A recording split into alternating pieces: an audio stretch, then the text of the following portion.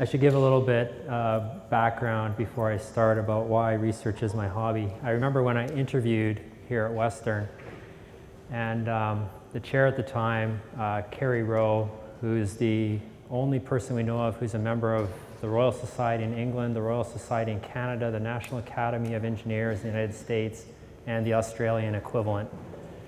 He told me that if I was going to be successful in my career, I had to make research as my hobby. So this was during my interview. I thought he was insane. Turns out he was right. But I hope that doesn't dismay you too much. Usually, when Mihaela asked me to do this, I said yes, but I didn't say yes right away. I usually try to say yes when people ask me to give talks, but this one took a little longer. I feel like I'm largely untrained in leadership, and I've ended up here. And so I pondered it a little bit before I said yes, and what I connected it to was my PhD. And so that led to the title of my talk. And I'm being a little more specific, connecting it to the research methods, so the tools you're learning as a graduate student.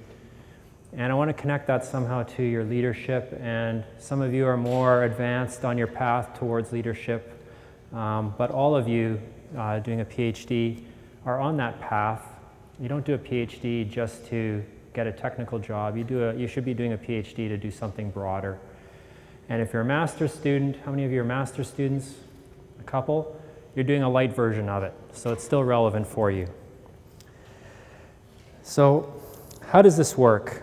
What is a PhD? That it can be such an experience that leadership, even though leadership hasn't typically been part of the curriculum, how does it end? How do we end up there? And this is what I want to explore over the next 20 minutes or so. I'm not going to talk for the whole hour. That would be too much. My hypothesis for this talk, and you're going to see hypotheses figure strongly in it. My hypothesis for this talk is that the PhD is great leadership training. And you are going to be the judge to see whether I've proven this at the end or at least convinced you. And that's what I want you to take from it. So part of this will be personal. Part of it is I'm going to talk a little bit about what PhDs are and hopefully connect those two. During my own PhD, I just worked on my research. Nothing else. I never had a leadership role. I didn't participate in student governance. I didn't do anything extracurricular. It never even occurred to me. I was in a great lab. I was with a great research group, and that was enough for me, and it was what I really loved. In that time, I managed to publish 4 papers, and in that era, it wouldn't currently suffice, but in that era, I got an NSERC postdoctoral fellowship, which took me to Spain for 2 years. And my work was based around experiments. It was highly theoretical, and I still see no practical use for it whatsoever, okay? Except it got me where I am today. So this is my first, this is the title page for my first journal paper. You can see from the title that it's probably not of great practical relevance, the evolution of the coherent structures in a uniformly distorted plane turbulent wake. Okay? Journal of Fluid Mechanics, I'm very proud of that. And I put one graph there, and this is a skill I try to work with my own students of. Can you summarize your thesis in one graph or in one sentence? So this graph, there's some dots showing experimental data, okay, the triangles, and then in turbulence there was 2 theories of relevance to my work, and they're denoted by the other lines, one line here and one line there. So in my thesis I proved that neither theory worked and that truth was closer to one than the other. That's what I worked on.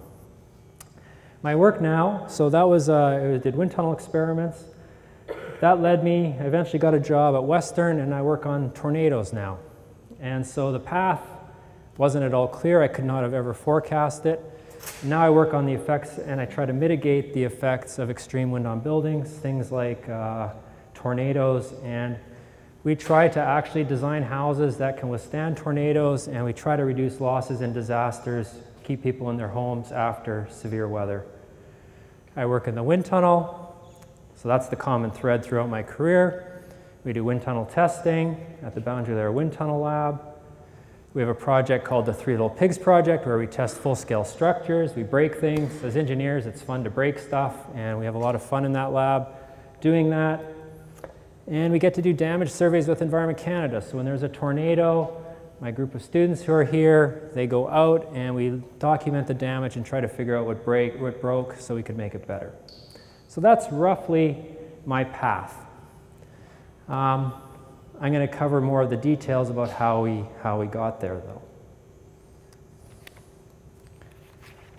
So a PhD here at Western and around the world requires an original contribution to research. That's the main thing for a thesis that you'll see. And you present that as a thesis or a dissertation. It is expected that the holder of a PhD has a breadth of knowledge in a discipline, has detailed knowledge of particular topics, so a breadth of knowledge and a depth of knowledge, and you can communicate on either of those effectively. That to me is what a PhD is in a nutshell. Without any particular training and teaching methods, holders of PhDs are expected to be able to teach. How can this be? Well, it's assumed that your depth of knowledge is such that you can talk about it in an effective way. So there's something about a PhD that's important and that has been recognized for a long time. And so this is what you're doing. And if you're a master's student, I'd say you're doing a light version of that, and hopefully my talk today inspires you to think about doing a PhD. So let's talk about a PhD a little bit more. So I think there's some things here that are quite important. To me, the most important thing about a PhD that you're going to do is your proposal. Okay? Why do I say that? No matter the discipline you're in, I realize most of you are engineers, but if you're not, if you're in arts and humanities, it's the same thing. Your supervisor says, go read some books and go read some journal papers, and what you do is you go and do that, and you have to synthesize that into some kind of hypothesis. And that hypothesis is going to be your plan, it's going to be the direction you work on, it's the problem you're trying to solve. As soon as you get into that, you're going to realize that reading papers, reading books written by other academics is complicated. Academics don't always agree with each other, so there might be conflicts in the knowledge. When you're an undergraduate and you take a course in engineering and science, there's often questions that you have to calculate, but there's an answer at the back of the book. If there's a book on your topic already, your problem is solved and you don't meet the originality requirements. So you have to go and you figure out and find your problem. Okay? This is the fundamental challenge of a PhD. I think it's what differentiates it from everything else. Once you have your hypothesis, then you have to figure out how to answer it or prove it, and so you have to develop a research method. So with that, you have to go about finding the best framework for it. You need to obtain the right data or the right information in order to address your hypothesis. If you have data, but it's not the data that answers your question, it doesn't help you. So you have to have the right method. And often, especially in engineering and science, you may have to develop tools to actually get the data that you need. So we develop tools and how to solve it. Once you have your data, you're not done. Then you have to analyze it. And usually you have to figure out fairly advanced methods, learn advanced methods, or develop them and put them together. And then you have to come to conclusions. But the conclusions aren't what your hypothesis were. They are based on what you actually found from the data. And you may have to go in a cycle and update your hypothesis based on what you found. Okay, so that's it in a nutshell. And I like to tell my students the work doesn't exist until you tell someone about it. So even if you've done all that, you still need to communicate it, and it needs to be done clearly. And to do that effectively, you need to know who your audience is. Your dissertation or your thesis is very different than a journal paper, is very different than talking to, say, someone in industry who might use it, or talking to the media if there's public interest in your work. All of those audiences have different needs, but you should be able to communicate all of that. And then one of the things I think that gets overlooked, because you do it right at the end, is you make recommendations on what should be done next. Because at the end of the day, we don't solve everything. We solve something. And so where do you go next? And I like to look at this with my own students and the students I examine at thesis defenses. So what's your next hypothesis? Where do you go from here? What are the limitations of your work? What are the strengths of it? You need to know all those things. So to me, that's what a PhD is about. And again, it starts, I think, from the first part, synthesizing complicated knowledge and developing a hypothesis about it to help us move forward. Okay? I take a step back again to my own work. My doctoral supervisor was a vice president at the University of Toronto. Okay? The first time we had a technical meeting was 3 months into my PhD. Okay? And he wanted, at that meeting, to know what my thesis topic was. He asked me about the objectives of my research. I had no idea. I'd read some papers, and I kind of faked an answer. One of the advantages of being a vice president is that he actually had a researcher in his lab paid for by the university who was basically another professor working with him, and he helped me a lot. But at this meeting, I really felt like a fake. But somehow I got through it. Our second meeting was at the end of that year, and he took the whole group out to a fancy bar that none of us could have afforded as students, and we had dinner together. Okay? So I didn't get a lot of attention. But, and this is a really important part, he had a very productive and a reasonably famous lab for the discipline. And if you looked at the output from the students that he had supervised in the past, they'd gone on to very successful careers. In the group, we all knew that history. And we had a very strong sense of identity from this history of success. And I think that's a significant part. But I've often wondered how we as students in this research environment came to be successful. And it took me a long time to understand it, and it took me moving to other labs and having other opportunities to really see what happened. And I think now is related to two things. There was an expectation and a history of excellence in the lab. That told us where the bar was for our work. Okay? We had to get there, but we had an expectation and we knew what it looked like. The other thing was, he ensured that we had all the resources that we needed to thrive in our work. He was hands-off, right? Meeting twice in a year and once for dinner. But I can see now that there's a lot happening in the background. We had the best equipment of anyone in the world in our discipline. We had unique facilities in the world, and we had a lot of visiting researchers of other famous professors who came to work with him. So even though I didn't get a lot of direct attention, we had all of this happening in the background, and this is a really important point.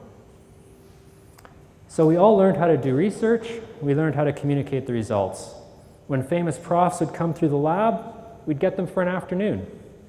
And we'd just chat, we'd have to explain our work, and we would also discuss what was happening in the discipline, and we could hear these experts' opinions on both our own work and what was happening in the discipline. This is really scary when you're a young PhD student, but it was really rewarding. The first paper that I showed you on the board, when we sent that to the journal, I remember my supervisor saying, "Dear George," this is George Batchelor, who is the founder of the journal, the biggest journal in the discipline, and he says, "Remember when you talked about this with your student when you visited?" And that gives you a huge advantage, right? Immediately, you're known. And so those parts really helped us survive. Now, I want to be clear, we had to do the work. It was our responsibility. We had to take responsibility for the work. We had to take the leadership for the work, if you will. So that was the first burgeoning part of it. And I think that's an important part to remember. When you're doing this work, it's your work. It's no one else's. All a supervisor can do is put the resources in place for you to do it. Now, I think you should meet with students more than twice a year, but that's another point. The thing I also want to talk about is that your first job after you finish your PhD, how many of you are worried about that? If you're honest, all of you will put up your hands. Okay? They're going to depend on these skills that you're developing now and how you position them to the employer.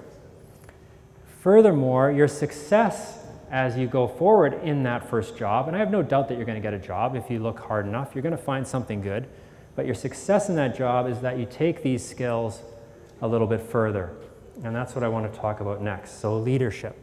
Here I want to connect your PhD, what you're doing now, or if you're a master's degree, you're doing a short version of it, how you connect that to leadership.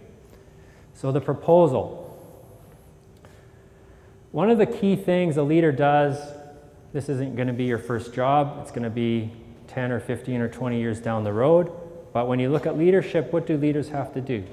They're responsible for strategic planning. It's kind of a fancy word, but it's the same thing as developing a proposal. You look at what's out there and what needs to be done, and you develop a vision for it, and you develop a plan for it.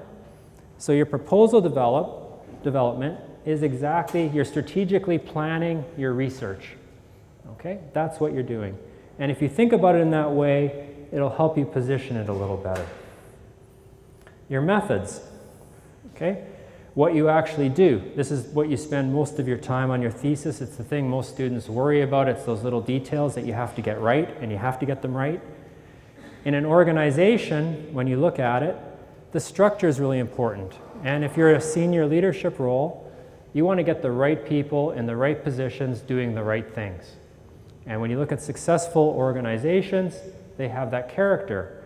You can even think about the group you're in with the other students that you work in. Has your supervisor set up a structure for your work and for all of you achieving success? So getting that right matters quite a lot. Analysis of data. Well, again, the question is, what is the right data in a leadership role? It's a good question in your own PhD, and it's often a hard thing to address. But certainly, if you want to be an effective leader, I believe you have to have evidence-based decisions. That's not to say that everyone's going to agree with you, or that there's not vagueness sometimes, but you should at least look at evidence and make your decisions based on those. And as you go through your career, you're going to be doing these things as well. And we can't talk too much about communication. Being clear, being effective in your presentation, being able to convince people of things that you need to convince for the success of what you're doing is really critical. It has to be based on the correct facts, and we're all a little bit dismayed by what's happening in the US right now with facts. But I think at the end of the day, we're all going to see that it's important to have facts that are true, and we make decisions based on the evidence. Okay? Part of that is, again, understanding people, understanding their needs, and understanding your audience so you communicate to them in the way that they need. And then recommendations, again, I think it's really critical that you know both your strengths and your weaknesses. What are you good at? What are you weak at? And you work on those weaknesses and take advantage of your strengths. So that to me is what I was trying to talk about today. These are the skills I think you're going to need to get to the next level. And they're connected to what you're doing right now. But you need to think about it in that way. Now, PhDs don't do everything. They miss a few things. And I want to also make you aware of them. One of the things you're going to discover is teamwork is really important. Some of you are working in labs and your thesis is your own. You're doing your own part. You might even feel isolated about it. And in universities, we have a history of people's intellectual work being very individually based. But out in the world, teams are how everything gets done. And in fact, if you're sitting there thinking about your research, I'm hoping you're thinking about really big problems. In my group, we're thinking about how do we stop disasters from happening. That's a problem that involves more than just engineers. It involves people from many other disciplines. And I think you need to think about how do you work with people in other disciplines. I got little of this in my grad and my postdoctoral studies. And maybe for me it didn't matter in the era I came through. Certainly professors, we aren't really expected to get along with people. I think it's better if we do, but we don't all, and you'll know that from your own experience. But at the end of the day, leadership largely has to do with interacting with people. So if you are naturally collaborative, you have an advantage. If you're not, it's something you're going to need to work on. So I would encourage you to look for opportunities to work with people with different skills, different knowledge, different backgrounds than you have. It's very difficult as an engineer to talk to someone in arts and humanities. They have a completely different language. You need to talk to them though. And one of the things I'm really pleased with and proud of, in fact, that at Western we have this design thinking course that SGPS offered last year for the first time. Did anyone take that? One? The rest of you should be looking, talk to Mashid and see and learn about that. That's a great opportunity because what they're doing is they're putting people from different disciplines together and talking. If you're thinking, I'm going to get an academic job, maybe you're lucky. But only 10% of PhDs get academic jobs. So other 90% are going to work in industry, and if you're one of those, you're going to be working with people from other disciplines. You need to be able to communicate with them You need to be able to be effective working with them. Even now in your PhD, every professional interaction you have is related to this. In my group, for example, we build houses out at the lab and we break them. My students have to learn to communicate with the people building this stuff for us so that they get what they need to do their research. So they're working with someone who's not in their discipline, they're working with someone else, and they're convincing them about what they need. They have to know what they need, and then they have to help that person get it for them. This is one of the critical leadership skills. So think about that. The other is people. To be a successful leader, you need to remember you're working with other people. And that entails a lot of things. I recall the first time I actually thought about leadership, and it was during Spain, during my postdoc there. And I had a great advisor there who has since become a very close friend of mine. He knows my family and my children. But from his research group emerged the future president of their university and a future dean of engineering. And he spun off a whole bunch of companies. This was a person who achieved a lot. He was someone who knew how to get things done and to get people in the right places. But for me, he was also really a tremendous mentor. And I think research supervision and leadership, to some extent, is also about mentoring. It's certainly about thinking about people. So he pushed me technically. I learned a lot from him technically, but he took a really holistic view in his mentoring of me and in how to live better as a person. And I remembered when I realized that as an academic, he was ensuring that I knew how to act in other settings than just the technical. He was thinking about my soft skills, that's the kind of terminology we use for these things, but he thought about what I needed to succeed. In fact, it was really, the story I'm going to tell is kind of funny. He thought I needed to know how to drink Scotch whiskey. We can go have one after. Friday afternoons, he would invite me out and he would take me for whiskeys, and I still can't afford to buy some of the ones he had me drink and taste and smell, and he taught me about that. This is an odd thing to do nowadays. 20 years ago you could do that, but in this environment I don't think we would try that, and I certainly wouldn't do it with my students. But the message I took from it was I had to think bigger, okay? And it took me several years to understand this again. We never talked about leadership, but he made a massive impression on me. So when you work with people, remember to think about them holistically. They are people, they have emotions and reactions. You need to think about what they need to be successful. And like my great postdoctoral advisor, if your team is successful, then you will be successful. And he's the person I hold on as my example. So I think I've talked long enough. This has been a bit personal, but I've also tried to talk a little bit about what PhD studies are. And I want to leave you with a challenge. Think about the various parts of your PhD program. You might think them as barriers to finishing and getting out and earning money, but I want you to think about them in a larger way. Think about the particular details. You need to get those right in your thesis, but also spend some time thinking about the bigger parts of it and talk to people about that and keep your eye on that larger goal. And this is my research group, who I love working with, and many of them are here. Thank you.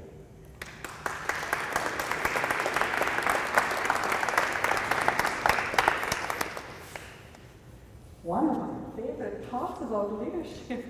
Thank you. That's why I invited you. Thank you. We're going to take a few questions, if you have it. I do have a question, actually. Sure. I wondered what was the hardest decision you had to make? And also, I'd like to ask, how do you do when you're in conflict with colleagues or collaborators or even your students, postdocs? And I'm going to go around with my mic so I don't do this again. Give you a chance to reflect. Okay. It's the hardest decision in what sense? Professionally. Professionally? In your career. Nothing's coming to me top of mind. I think I've been tremendously fortunate in my career. In terms of the people I've worked in the labs, I've had the opportunities to work at, even coming to Western, which has been fantastic for my career. And if you're looking for a research job, pick a research area that's in the strategic plan of the university. It's a big advantage. There's not many professors here, so they won't be angry with me, but being in wind engineering at Western is an advantage. So I'm not answering your question because it's not coming to mind. How do we deal with difficult colleagues? That's always a challenge. One of the things, I think you'll all see this when you're doing, those doing PhDs and masters, you probably want to publish your work. When you send it out for peer review, one of the things you're going to discover coming back is that the peer review process, before you send your first paper, you probably have an idealized impression. This is going to be a scientific debate, and we'll have an open discussion. It's not that way. It's people protecting territory, and professors aren't very good at giving criticism. I think it's kind of a bullying culture in some sense, and so that's a very difficult thing. So when you're in a situation where someone has said something that makes you angry or disagrees with you, I'd say you're going to have an emotional reaction first because you're human. Try to put those emotions aside and treat the other person with goodwill and try to actually understand the question and respond to the question or respond in the debate, putting your emotions aside. And that's a very, very difficult thing to do. When you react emotionally, they will also react emotionally, and then you have an explosion. If you can calm things down, you're going to more likely get what you want at the end of the day. And so I would say always try to put your emotions aside. It's a very difficult thing to do, but work on that. And if you watch leaders, you're going to see those that do that and those that don't do that, and you're going to probably realize those that do it are more effective than those that don't. And so that's how I would answer that. But these things are very, very difficult, and sometimes they're impossible. Just to follow up on that, when you say put your emotions aside, do we mean emotional intelligence? Because I know that that is definitely a skill that a lot of employers look for right now. I think you're onto the right thing there. It's about being situationally aware, understanding the needs of others, thinking about that. I mean, if you want to be a good negotiator, you need to understand what the other side wants. And so in some sense, that's what you need to do. Our Prime Minister in Canada, I think, has very high emotional intelligence. I can't imagine him with some of the things the government has going around the country and being in rooms like this with angry people, but he's very good at that, right? He diffuses situations. Those are skills people definitely are looking for in employers. You're going to get a job as a PhD for what you know technically, but your success is really going to be about how you get along with people, how you lead, how you make decisions, and those things. And so those are the skills to really work on. Touching back on that peer review comment, two things. One, have you ever gone through or know of someone where they were unable to publish because a peer review simply would not allow them? Like they would not see reason behind what they were saying. Yes, and I think that happens quite often. There's definitely a hierarchy in the academic world. There's, well, it's all the things that happen with humans is in the scientific world as well. So absolutely that kind of thing happens. I've had in reviews that have come back, I've had personal attacks, but I have enough status in the community now that I can tell the editor I'm not responding to this unprofessional comment, find another reviewer. But if you're just starting out, you can't do that with the editor, and you're in a position of weakness. You should raise it with the editor saying this is unprofessional if the person is not actually addressing the issue. Like you do, I've had reviews come back. It doesn't happen as often now, but when I was younger, you get a one-sentence review, this work is useless, right? And you get that kind of statement, and you can't even respond to it. It's unprofessional. So remember that when you do reviews, don't be that way.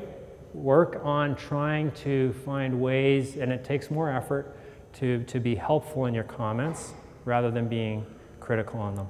But I think it's a problem in the peer review process. And I just have a deeply held belief about that. I'm working with a journal now because I think we need more variety in my discipline in wind engineering, but they have a review process where there's a prescribed set of questions that the reviewers have to answer, and it doesn't allow for those kind of comments. So the way we structure the reviews as well. People hide behind the anonymity, and I think that's a problem. Okay. And the other question was, do you think that the peer review process should be reevaluated and reconstructed? And if so, what changes would you make and what changes would you not make? I think it's the best system that we have, even though it's completely flawed, because I think other experts should be commenting on the work. I think the thing that gets us into trouble is that the reviewers often will compare it to their own work and they say, well, I'm not working on this and I think this thing is useless. And so the review process has to take away that judgment about the use of the work and focus only on, is the work technically correct? And do the conclusions follow from the evidence? And if you can answer those questions, then the work should be published. Some journals, Nature and Science, are very difficult to publish in. I'm not going to say the worst offenders, but what they have is these are journals written for a very wide audience, and so the interest of the readers is considered as part of the peer review process. Most journals that we publish in, Society Proceedings and things, don't do that. And so you just have to make sure, is this within the scope of the journal? And then to me, is the hypothesis sound? Is the method sound? Are the conclusions sound? And that's all you need to do in it.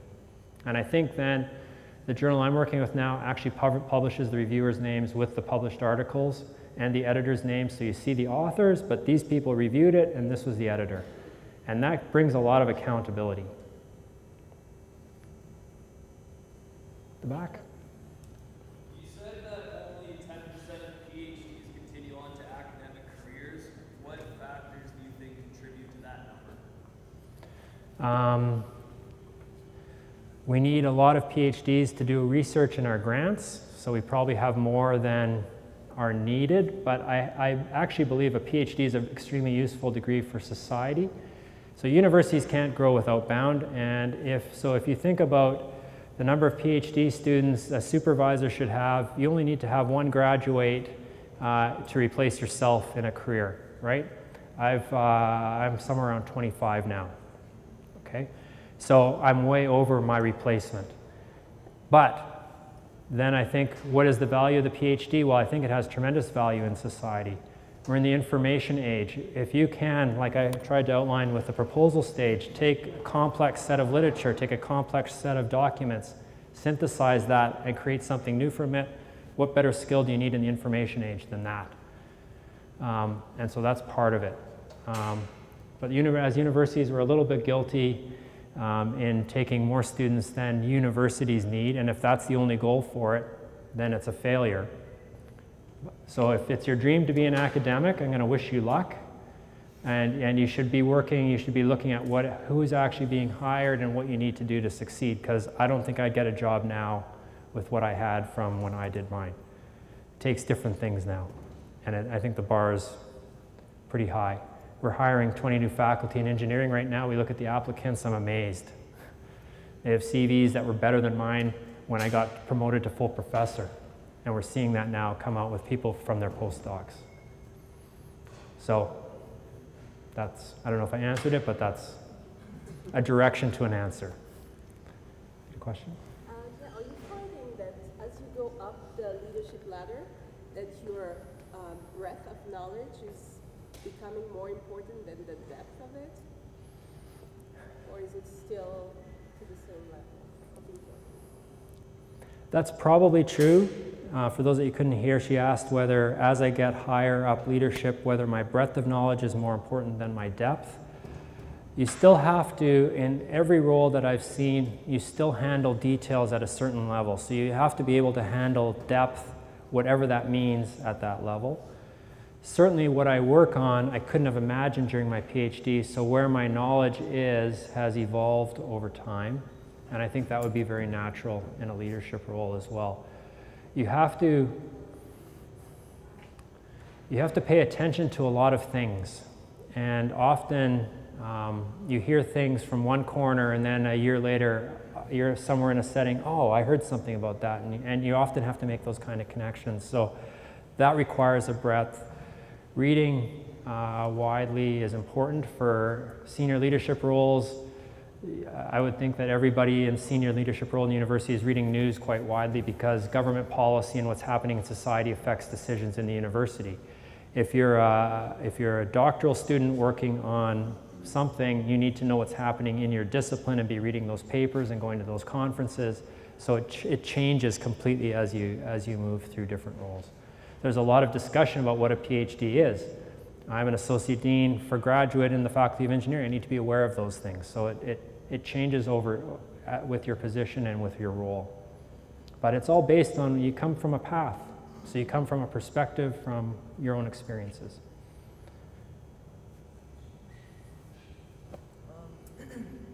When you did your PhD, what did you get your inspiration in? How did you stay working without keep working on PhD? Where did I get my inspiration for my PhD? My master's degree was probably the inspiration. I did my undergraduate, University of Manitoba, and I met a professor there. I did my fourth-year thesis, and we're doing turbulence modeling. And I did my fourth-year thesis with her, and she said, "Oh, you can do a master's degree and we pay you." And I loved going to school, so I thought, you're going to pay me to go to school. That's a no-brainer. So I didn't even apply anywhere else. I applied just to work with her. Got accepted. She had moved from Manitoba to McMaster. She was a new graduate, and I worked with her. I continued on with the computational work.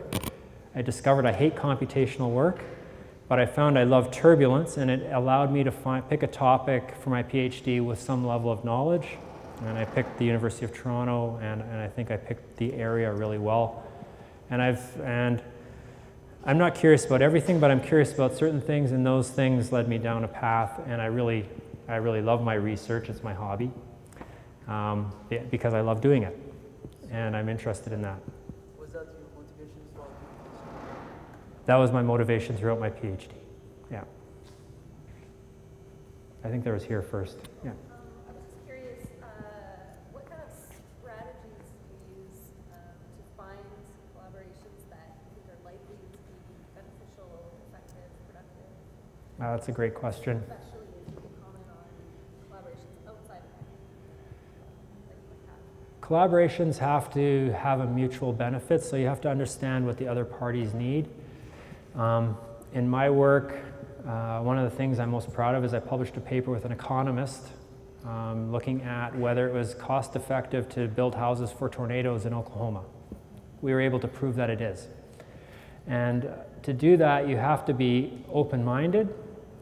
You have to be willing to explore things. You have to be willing to fail. These things come about because you have an openness and a willingness to talk to people and say yes to things. I said at the beginning, I say yes when people ask me to give talks. My weakness is I say yes to too many things and I end up too busy. But if you have that openness, that helps a lot, and you have to be able to communicate so they understand. And you have to know, I think, who you are and what you bring to the collaboration. When I work on a project with an economist, I know that I'm an engineer, and what I need to bring is that part of it, and then trust and work with the other person. Yeah. This may seem a little bit weird, but you said that your postdoc supervisor believed that one of the things you had to know was how to drink whiskey, right? Yes. And you said what you gathered from it was you had to think bigger. Yeah. As a supervisor, how do you figure out the best way of trying to teach someone something? Because I don't know what his thought process was on thinking the best way to teach you to think bigger is getting you to drink whiskey. I'm not sure it's that direct. I think some of these things are intuitive. He understood, so this was in Spain. He understood I'm a Mennonite. I came from a Mennonite family. We didn't have alcohol, actually.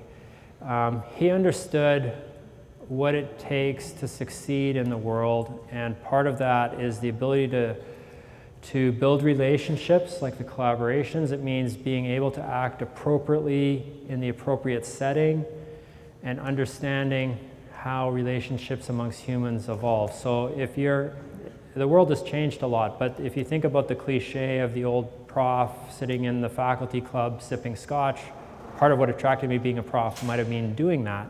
That world's gone, but I think it's that kind of thing. You need to be able to sit there and talk with your colleagues and navigate that if you're going to be successful. And so it's different for every single student. The one thing, I've supervised 50 to 60 graduate students in my career, every single one of them is different and has different needs, and you try to figure out what their needs actually are so you can help them achieve it.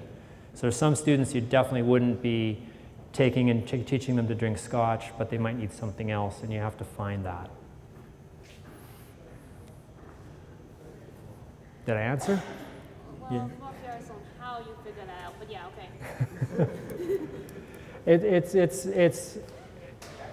okay. I spend time obviously thinking about what generates success, and so I think I come back to that, and I look at those mentors that I have that were successful. I look at others and try to understand why they're successful. I remember at your age, I probably wasn't doing it, but I remember as I started approaching 30 and getting older than that, I started looking at my friends. I mean, my friends were high achieving, usually had graduate degrees, had high marks as undergrads, right? And then you start seeing, I remember one of them suddenly was in trouble at work. He was a medical doctor, but he wasn't able to work with people. But he was, in my mind, in my experience, he was the smartest guy I knew growing up. And suddenly he was not succeeding in his work. And you start thinking, well, what's going on here? And so I just looked around and I tried to understand what's going on with my colleagues as they reach different levels. And as people get older, they start to reach their plateau. And you analyze, well, what's going on here? And it's just observing that. I'm an engineer, but I'm really curious about sociology and those things clearly.